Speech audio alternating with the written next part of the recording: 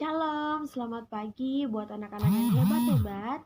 Saat ini kita akan memulaikan ibadah kita. Untuk itu mari sama-sama kita angkat pujian yang berkata When I Wake in the Morning.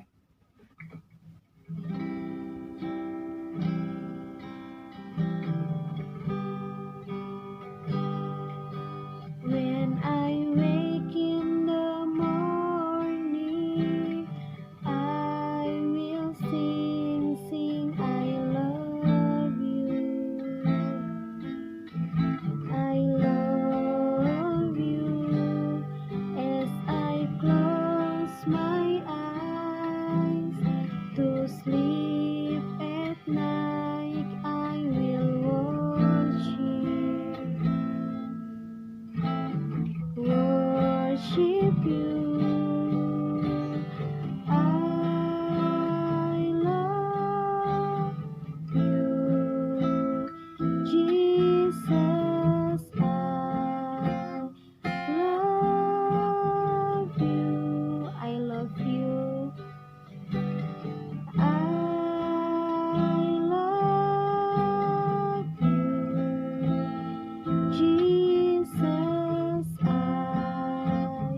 love you. Anak-anak, mari sama-sama sekali lagi kita angkat pujian ini.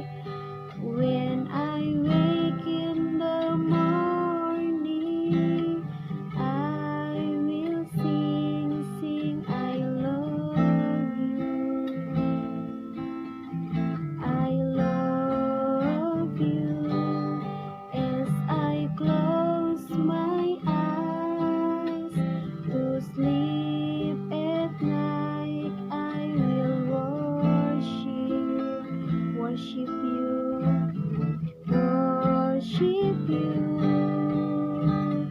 I love you, Jesus. I love you. I love you, Jesus. I love you. Mari kita satu dalam doa. Tuhan Yesus, terima kasih buat hari yang indah ini. Kami ucap syukur karena sampai saat ini Tuhan, kami bisa ada sebagaimana kami ada. Kami percaya itu merupakan kasih-Mu yang begitu besar di dalam kehidupan kami Bapa. Dan saat ini Tuhan Yesus, kami ingin memulaikan ibadah kami. Kiranya Kau memberkati ibadah kami ini mulai dari awal, pertengahan hingga akhirnya Tuhan. Biarlah semuanya mau jadi hanya di dalam nama-Mu Bapa. Terima kasih Bapa yang baik. Inilah doa kami, inilah ucapan syukur kami. Di dalam nama Tuhan Yesus Kristus kami berdoa dan mengucap syukur. Haleluya, amin. Oke anak-anak hebat, sekarang kita akan siapkan hati kita untuk mendengarkan kebenaran firman Tuhan yang akan disampaikan oleh Miss Evi. Untuk itu mari sama-sama kita angkat pujian berkata, Read the Bible, pray every day.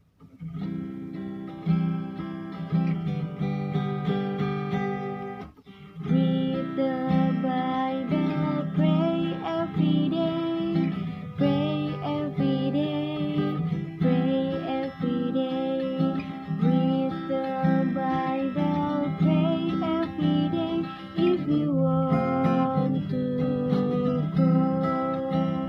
If you want to grow, if you want to grow, glory, hallelujah. Read the Bible, pray every day if you want to grow.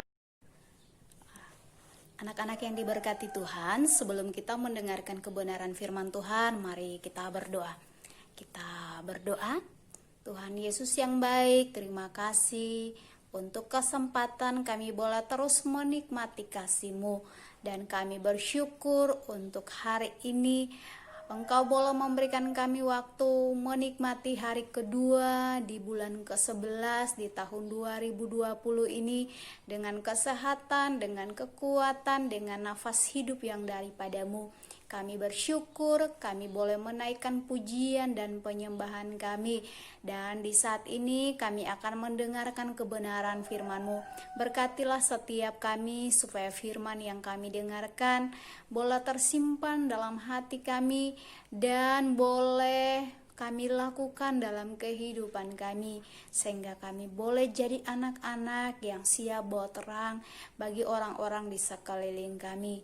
Dalam nama Tuhan Yesus kami berdoa dan bersyukur. Haleluya, amin. Oke, anak-anak yang diberkati Tuhan, hari ini Miss Evi akan cerita tentang perjalanan Yesus bersama dengan murid-muridnya selama memberitakan firman Tuhan. Ketika perjalanan mereka, Yesus bersama dengan 12 muridnya untuk memberitakan kebenaran firman Allah. Di tengah-tengah perjalanan, murid-murid ini rupanya sedang memperdebatkan sesuatu hal. Lalu ketika sampai di Kafarnaum, Yesus mulai bertanya kepada murid-murid sebenarnya apa yang sedang mereka perbincangkan. Lalu salah satu murid mengatakan bahwa mereka sedang memperbincangkan siapakah yang terbesar di antara mereka. Anak-anak yang diberkati Tuhan, ketika Yesus mendengar hal itu, lalu Yesus mengatakan bahwa jika siapa yang mau jadi yang awal, maka dia harus belajar ya. Dia harus menjadi yang paling akhir. Siapa yang terdahulu, dia akan terkemudian. Kemudian setelah itu Yesus mengambil seorang anak kecil lalu memberikan perumpamaan kepada murid-muridnya tentang seorang anak kecil itu. Pertanyaan Miss Evi di sini adalah mengapa Yesus harus menggunakan perumpamaan tentang seorang anak kecil, atau mengapa Yesus harus mengambil anak kecil dan membawanya menjadi contoh bagi murid-muridnya. Ada dua hal yang coba Miss Evi bagikan buat anak-anak di hari ini. Mengapa Yesus menggunakan anak kecil untuk menyadarkan para murid? Yang pertama bahwa sebenarnya sifat anak-anak inilah yang sedang ditunjukkan oleh Yesus supaya murid-murid mau belajar dari mereka. Yang pertama adalah bahwa anak-anak itu atau seorang anak kecil akan sangat percaya kepada bapaknya. Ya, jadi apapun yang bapaknya katakan pasti anak itu lakukan ya. Seperti kalian yang di rumah pasti punya papa. Apapun yang papa bilang pasti percaya ya. Apapun yang papa bilang pasti kita ikuti. Apapun yang papa perintahkan pasti kita lakukan. Makanya Yesus mengambil seorang anak kecil lalu menjadikannya sebagai perumpamaan. Karena yang pertama tadi, anak kecil itu percaya penuh pada bapaknya. Seorang anak itu biasa ya, anak kecil itu biasa, dia percaya bahwa apapun yang terjadi dalam kehidupannya pasti papanya akan tolong dia ya. Kalau misalnya dia jatuh pasti ada papanya yang mau angkat. Kalau pengen beli sepatu pasti ada papa, boleh minta uang di papa, boleh minta papa beli, dan pasti papa kasih. Kemudian anak kecil itu tidak pernah takut karena dia percaya bahwa pasti ada papanya akan melindunginya ya. Dalam kitab 1 Petrus 5 ayat 7 mengatakan bahwa serahkanlah segala kekhawatiranmu kepadanya sebab ia memelihara kamu. Jadi anak-anak kecil itu tidak pernah khawatir dengan apapun dalam hidup mereka. Anak kecil itu akan melakukan segala sesuatu yang mereka sukai, akan memilih main-mainan yang mereka sukai, makan makanan yang mereka sukai, segala sesuatu yang mereka sukai akan mereka lakukan, dan mereka percaya bahwa orang tuanya akan ada dengan mereka. Orang tuanya pasti beri, orang tuanya pasti kasih yang terbaik. Nah, kemudian sifat yang kedua adalah anak kecil itu mudah dibentuk atau diajar. Dengan kata lain, anak kecil itu taat. Seorang anak kecil itu mudah dibentuk, seorang anak kecil itu mudah diajarkan, seorang anak kecil itu mudah untuk mengikuti perintah orang tuanya ya. Dalam kata lain yang tadi Miss Evi bilang bahwa anak kecil itu taat. Kalian yang anak-anak di rumah, Miss Evi yakin juga pasti kalian taat kepada papa dan mama ya. Kitab Keluaran 20 mengatakan, hormatilah ayahmu dan ibumu supaya lanjut umurmu di tanah yang dijanjikan Tuhan Allahmu kepadamu. Anak-anak yang dikasih tahu seperti ini, biasa anak kecil tuh pasti, oh ingat ya, papa mama itu harus dihormati. Karena apa? Karena orang tua adalah wakil Allah di dunia. Kenapa Tuhan Yesus mengatakan bahwa seorang anak kecil itu taat? Tuhan mempunyai alasan khusus untuk melakukannya, dan tidak hanya berbicara, karena Tuhan Yesus sudah melakukannya terlebih dahulu, yaitu taat kepada Bapaknya. Tuhan Yesus menjadi teladan bagi kita. Mari sama-sama Miss Evi mau kita baca kitab Yohanes pasal 4. Injil Yohanes pasal 4 dibaca ayat 34. Injil Yohanes pasal 4 ayat 34 mengatakan, kata Yesus kepada mereka, makananku ialah melakukan kehendak Dia yang mengutus aku dan menyelesaikan pekerjaannya. Saya ulang sekali lagi. Injil Yohanes pasal 4 ayat 34. Kata Yesus kepada mereka, makananku ialah melakukan kehendak Dia yang mengutus aku dan menyelesaikan pekerjaannya. Lalu kita Filipi pasal 2 ayat 8. Filipi pasal 2 ayat 8 mengatakan, dan dalam keadaan sebagai manusia ia telah merendahkan dirinya dan taat sampai mati, bahkan sampai mati di kayu salib. Ya, Tuhan Yesus datang sebagai manusia dengan tugas yang diberikan oleh Bapaknya, dengan tugas yang diberikan kepadanya untuk menebus umat manusia, sehingga manusia boleh menjalin hubungan lagi dengan Allah. Ya, karena kasih karunialah Yesus datang untuk menebus setiap dosa kita. Yesus taat datang ke dunia, mati untuk tebus dosa manusia, supaya hubungan antara Allah dan manusia kembali terjalin. Ketaatan ini sangat diharapkan atau sangat dituntut bagi setiap kita yang adalah anak-anak Tuhan. Anak kecil juga bisa digambarkan sebagai mereka yang taat kepada Allah. Anak kecil ini bisa digambarkan sebagai mereka yang percaya bahwa Allah akan melakukan segala sesuatu yang baik dalam kehidupan mereka. Kita bisa melihat di banyak sekali pelajaran-pelajaran dalam Alkitab bahwa Tuhan menggunakan orang-orang kecil menjadi yang paling besar ya. Tuhan menggunakan mereka yang tidak pernah dipandang oleh dunia untuk menjadi seseorang yang luar biasa, sehingga semua orang terkagum-kagum melihatnya. Kita bisa belajar dari kisah Daud ya. Daud dalam keluarganya merupakan anak yang paling kecil, anak yang bungsu. Kalau kakak-kakaknya pergi perang, Daud cukup membawa domba ayahnya dan memberi makan saja di hutan. Mereka tidak tahu ternyata selama menjaga domba ayahnya, Daud itu sangat dilindungi Tuhan, dan setiap binatang buas yang ingin menerkam hewan yang dijaga atau domba yang dijaga oleh Daud itu bisa dibunuh dengan tangan kosong oleh Daud. Kemudian kita bisa belajar dari kisah Musa ya. Kemudian ada tokoh-tokoh Alkitab lainnya. Ada yang mereka mengatakan bahwa Tuhan, aku ini tidak pandai bicara. Tuhan, aku ini masih muda. Tuhan, aku ini gagap. Mereka seperti itulah yang dipakai Tuhan. Artinya bahwa menjadi anak kecil adalah mereka yang benar-benar tidak bisa melakukan apa-apa, tapi percaya bahwa Tuhan akan melakukannya. Bahwa Tuhan akan melakukan segala sesuatu yang besar dalam hidup mereka, sehingga mereka mampu melakukannya. Anak-anak kecil itu tidak pernah memikirkan soal jabatan, tidak pernah memikirkan soal kekayaan, tidak pernah memikirkan soal pendapatan, dan tidak pernah memikirkan tentang hal-hal yang dipikirkan oleh dunia ini. Mereka hanya bisa berpikir bahwa mereka akan menikmati hidup ini seperti biasanya, seperti apa adanya ya. Anak-anak kecil itu memberikan hidup mereka, mempercayakan hidup mereka kepada orang tuanya, ya. Seperti kalian di rumah pasti percaya bahwa papa mama akan memberikan sekolah yang terbaik, papa mama pasti akan membeli pakaian yang terbaik, papa mama pasti kasih yang terbaik, ya. Kita kalau hari ini kita masih bisa tinggal dengan papa mama, kita harus bersyukur. Kalau kita dikasih sekolah, kita harus bersyukur. Kita diberi makan saja, kita harus bersyukur.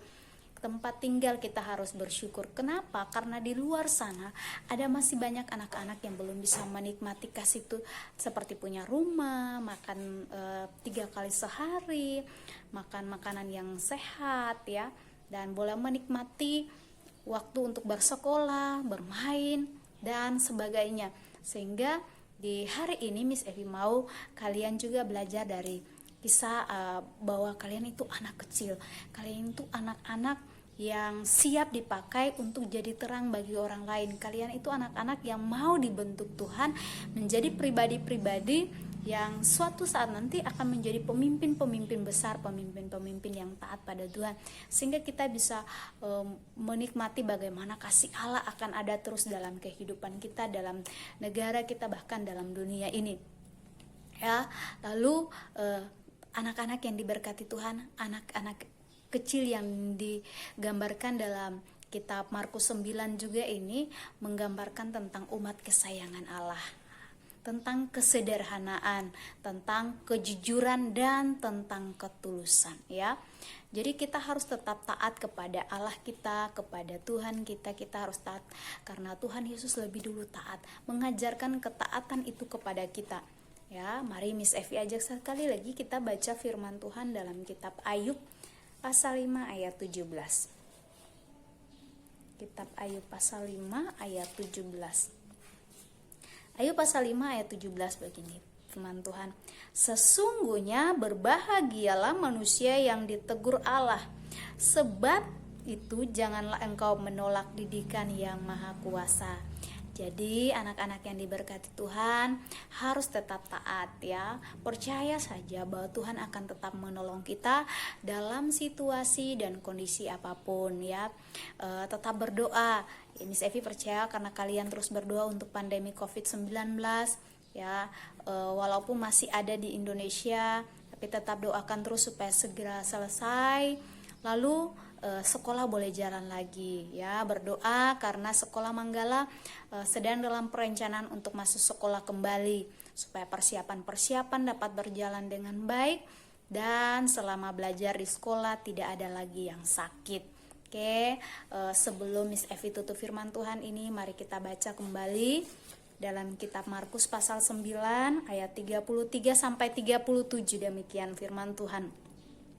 Markus 9 ayat 33 sampai 37. Lembaga Alkitab Indonesia memberi judul Siapa yang terbesar di antara para murid. Kemudian tibalah Yesus dan murid-muridnya di Kapernaum. Ketika Yesus sudah di rumah, ia bertanya kepada murid-muridnya, "Apakah yang kamu perbincangkan tadi di jalan?" Tetapi mereka diam, sebab di jalan tadi mereka mempertengkarkan siapa yang terbesar di antara mereka. Lalu Yesus duduk dan memanggil ke-12 muridnya, katanya kepada mereka, "Jika seseorang ingin menjadi yang terdahulu, hendaklah ia menjadi yang terakhir dari semuanya dan pelayan dari semuanya." Maka Yesus mengambil seorang anak kecil dan menempatkan di tengah-tengah mereka. Kemudian ia memeluk anak itu dan berkata kepada mereka, "Barang siapa menyambut seorang anak seperti ini dalam namaku, ia menyambut aku, dan barang siapa menyambut aku, bukan aku yang disambutnya, tetapi Dia yang mengutus aku." Amin. Untuk kebenaran firman Tuhan hari ini, mari kita berdoa. Tuhan Yesus yang baik, terima kasih untuk firman-Mu di hari ini. Ajarkanlah kami supaya kami mau hidup taat kepadamu, percaya sepenuhnya bahwa Engkau memegang kendali atas hidup kami dan akan memberikan yang terbaik atas setiap kami. Berkatilah kami sebagai anak-anak supaya kami boleh menikmati kasih-Mu dengan terus mengucap syukur atas apapun yang boleh kami miliki, yang kami alami, yang kami peroleh dalam hidup kami. Supaya lewat semuanya itu kami boleh pakai untuk menyatakan kebesaran Tuhan dalam hidup kami. Berkati setiap kami anak-anak dari kelas 1 sampai kelas 6 dengan kesehatan, dengan kekuatan, dengan kecerdasan, dengan kreativitas. Semua yang terbaik akan Tuhan berikan bagi kami masing-masing. Kami terus berdoa bagi setiap kami yang belum bisa membaca, dalam nama Tuhan Yesus kami akan bisa membaca. Yang belum bisa berhitung, dalam nama Tuhan Yesus akan bisa berhitung. Yang belum bisa perkalian, pembagian akan diberkati sehingga bisa. Dan apapun setiap kami dengan talenta yang Tuhan berikan, biarlah Tuhan boleh gunakan kami untuk boleh memakai talenta-talenta kami untuk memuji dan memuliakan nama Tuhan. Terima kasih Bapa di sorga, terima kasih kami terus berdoa bagi papa mama kami dengan apapun pekerjaan yang sedang mereka tekuni, apapun pekerjaan yang sedang Tuhan percayakan. Diberkatilah semuanya itu Tuhan, supaya boleh mendatangkan berkat dan boleh membuat kami terus bersyukur atas apapun yang boleh kami miliki. Berkati orang tua kami dengan kekuatan, dengan kesehatan, dengan hikmat, dengan kebijaksanaan yang daripada Tuhan. Berkati semua anggota keluarga kami yang kami sayangi dan kami cintai. Biarlah di masa-masa pandemi COVID-19 kami tetap sehat, kami tetap aman, kami tetap kuat, dan kami tetap menikmati kasih-Mu dengan ucapan syukur.